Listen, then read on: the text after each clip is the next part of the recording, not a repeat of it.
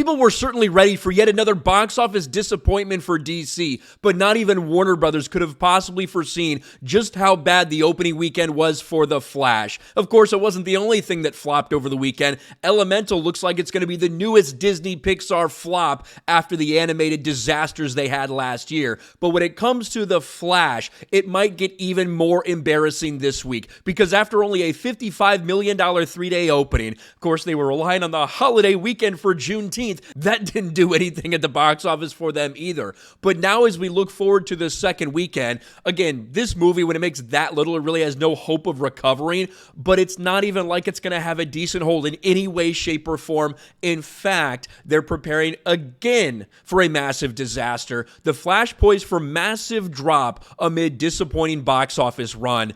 And of course, so many of these articles are coming out with all the excuses of, well, they couldn't advertise it on late night TV. And Ezra Miller wasn't doing a lot of press for the movie. At the end of the day, you can make all the excuses you want. None of it can excuse a $55 million opening. And now, what looks like to be another nightmare scenario second week at the box office. This is from Variety. Box office, Jennifer Lawrence's No Hard Feelings aims for $12 million debut. The Flash braces for 60% drop. And yes, there are a lot of outlets right now that are saying they're looking at around a 60% drop for The Flash. And that would be one thing. That would be a decent hold if it started with, like, I don't know, $150 million at the box office. Then we'd look at a 60% drop and we'd say, wow, I mean, you know, that's not too bad considering how big the opening was. When the opening's that small, for a drop to be that big, that is fucking laughable for The Flash. Based on early estimates, last weekend's champion, The Flash, looks to retain the #1 spot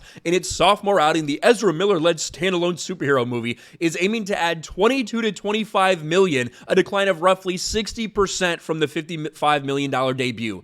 Now, that's what some outlets are saying, around a 60% drop.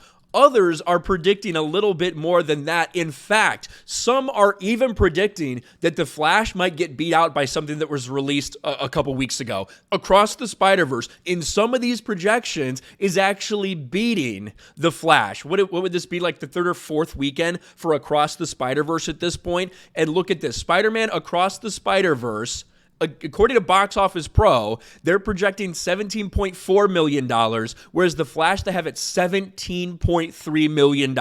That would be a fall of 69% at the box office. And if you look at the numbers we got for Wednesday, the official numbers, they actually tend to indicate that might be the fucking case. Look at this. Top domestic box office on Wednesday. Miles Morales Across the Spider-Verse, #1. Elemental at #2 at $3.5 million. And then down to The Flash at $3 million. This thing might actually not even hold on to the top spot with no real competition coming out. That's how fucking bad it is for The Flash. Not only a historically terrible opening weekend, but also looking at a massive drop at the box office.